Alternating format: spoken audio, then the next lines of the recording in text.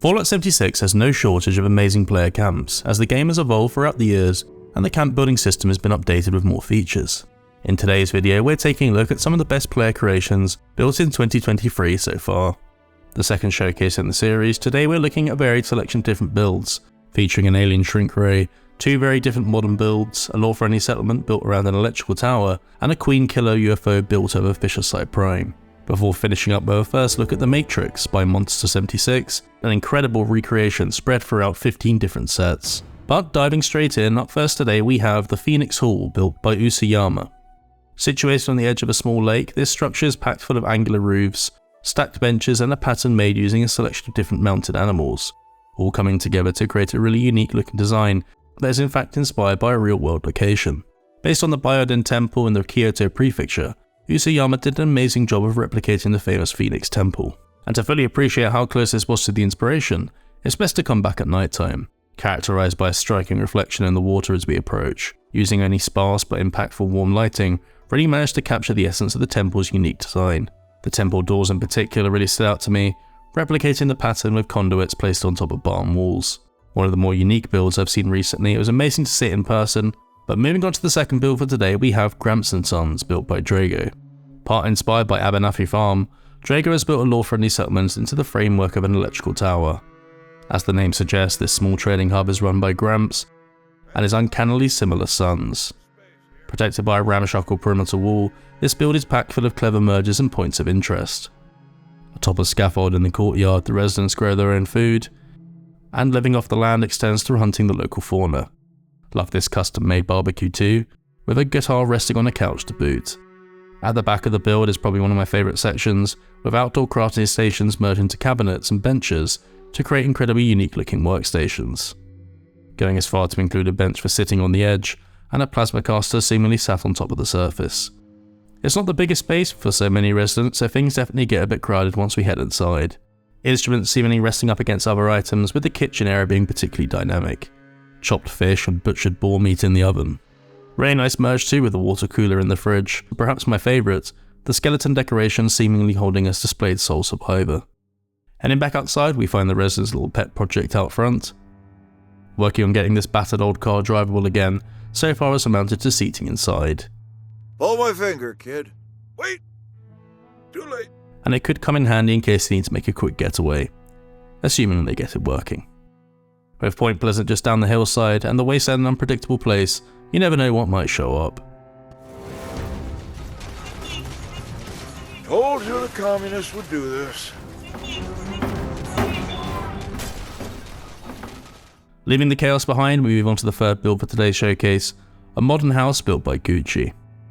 Similar to the Phoenix Temple, we'll be taking a tour at night time to fully appreciate the mood accent lighting. So while situated on the Whitespring Golf Course, Gucci has gone for an abstract contemporary design with angular wall sections giving it a very unique look. Heading around the back, the shape is equally abstract, with a small exterior area filled with workbenches. Let's take a look inside now. Fitting the overall build aesthetic, our entry point is made using roof sections, with stairs then leading inside. Some equally abstract artwork adorns this wall made with a tree branch chandelier. And off to the side, near the bar area, is a terrarium, home to a selection of plushies.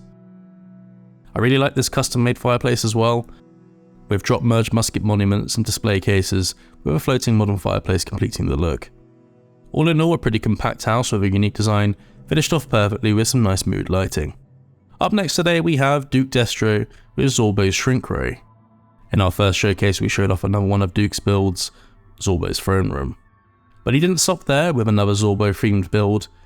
Without a doubt the first thing you notice in here are the colours, which really are incredible. Not only that, but all the equipment here is custom merged. This piece in particular caught my eye with jukeboxes merged together to create a circular shape.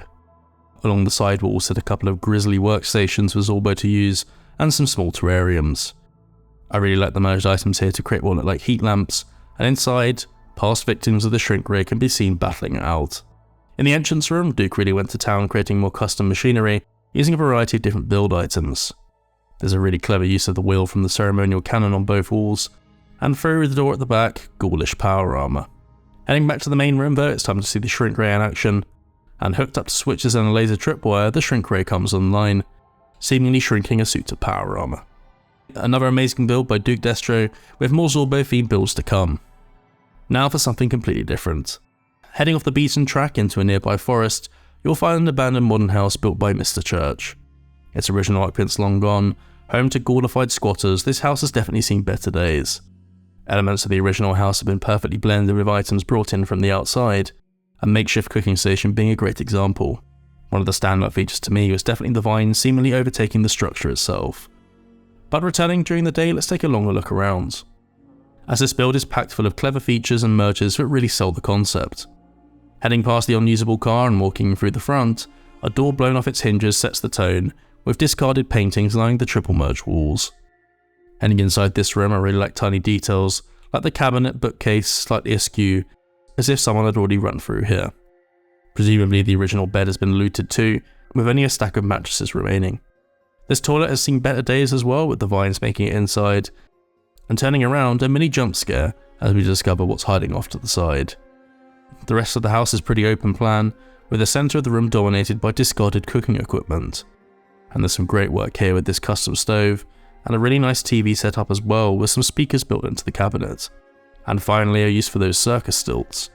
Taking a closer look at the kitchen island and stove, and straight away the decision to use the shelter hatches as the base was definitely inspired, and blended surprisingly well with the wooden table countertop. And in the corner, discarded chair sits around a destroyed chicken coop, filling out the space nicely.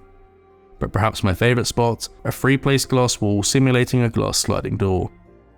Overall, I really enjoyed taking a tour of the build, and you don't see too many concepts like this so well executed, and of course, as it's a Mr. Church build, you can watch his tutorial to learn how to do it yourself.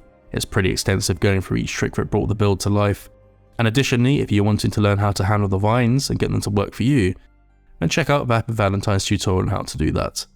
Finishing up here though, let's move on to number 6, with Bad Notion's latest UFO, the Queen Killer 2. Improving on a previous design, this latest ship is heavily armoured and kitted out with a mix of Enclave heavy laser turrets and a single cryo turret. Heading inside, it's compact and of course pedal powered, and looking from this side you'll notice that visibility through the window is extremely poor, and that's actually because this ship is roughly 10 layers thick, and all those extra roof pieces will definitely come in handy when it comes to the fight. Built over Fissure Site Prime, it only really has one purpose, so let's see it in action. In an earlier version, all the turrets were kitted out as Daring's heavy cryo turret, and although we got some great visuals from this, and successfully slowed the Queen down, the damage output was still a bit lacking. And looking at the current build, however, this turret pairing at this height does the trick. The turrets are exposed but have a great field of view, able to pin the Queen down from different angles, slowing her down enough for the heavy lasers to do the work. Another great build by Bad Notions. Up next we have our penultimate build for the showcase, the Miniature Village by Cleveland. On reflection, a better given name might have been the Miniature Village War, as Cleveland has put all the tiny plushies, statues and figurines to work on opposing sides of a long stretch of no man's land. The seemingly good side of the expanse is centred around a large structure made of cuckoo clocks which work well as tiny houses. Heading down the track past clumps of mushrooms, there are actually some really nice points of interest. The miniature Deathclaw has even smaller Deathclaws coming out of its nest. Floaters are chilling out under a rocky outcrop like you'd see out in the wasteland, and once we've made it past a horde of attacking plushies, we can inspect the other side. Tiny factories, houses and the chicken farm, all dwarfed by a very large sinister hand. I really like how Cleveland built the shape of the hand using smashed together, wavy Willards boulders. At its centre, a seating area for Cleveland's character to survey the chaos down below. Another great build by Cleveland, but finishing up, it's time to take a look at the final build for today. Or perhaps a series of builds by Monster76 would be more appropriate. Practically scene-by-scene recreations from the Matrix, spanning as many as 15 different camp slots and shelters. I'm just going to let this one play out.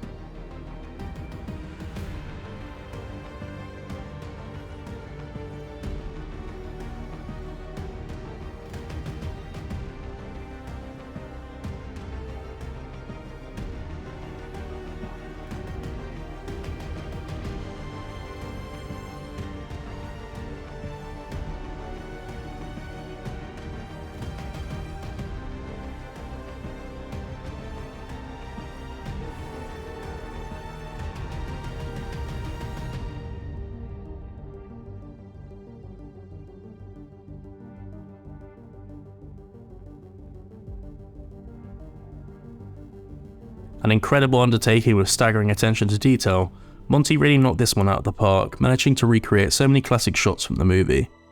But with that, we've reached the end of today's showcase. I hope you enjoyed today's video, and definitely let me know in the comments which of these camps was your favourite. We'll be back with future camp showcases, with one normally every month or so please consider subscribing to help the channel grow and to ensure you don't miss any future videos. Special thanks to the builders showcased in today's video. You can find other builds by Drago, Bad Notions, Cleveland, Duke Destro and Monster76 here on the Uranium Fever channel, with dedicated playlists for each creator. Please also consider checking out Usuyama and Gucci over on Twitter. And of course you can find all the build tutorials by Mr. Church over on his channel. But with that said, I'm off. Thank you for watching and we will see you in the next one.